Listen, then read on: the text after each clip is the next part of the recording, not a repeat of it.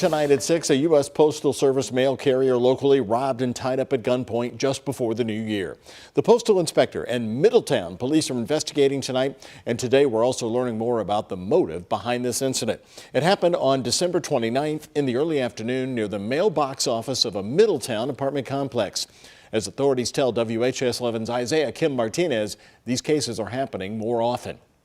Well, Middletown police say the suspect zip-tied a postal worker and then stole his keys right here at the Meridian on Shelbyville apartment complex. Now, Police Chief Rob Herman called it a trend officers are seeing here in Jefferson County and across the country.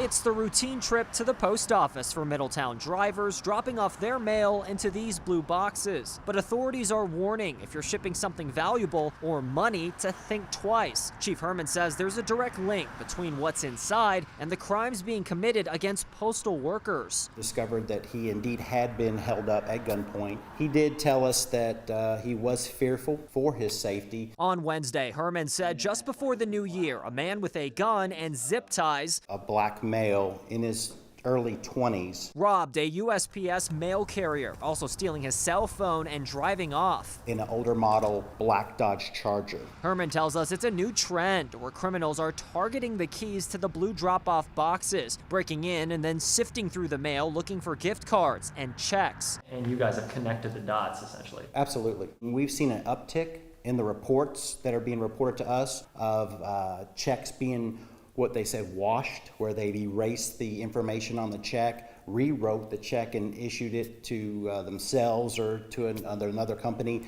and got the money out of that. There's a lot of people that have lost a lot of hard-earned cash from these boxes being broken into.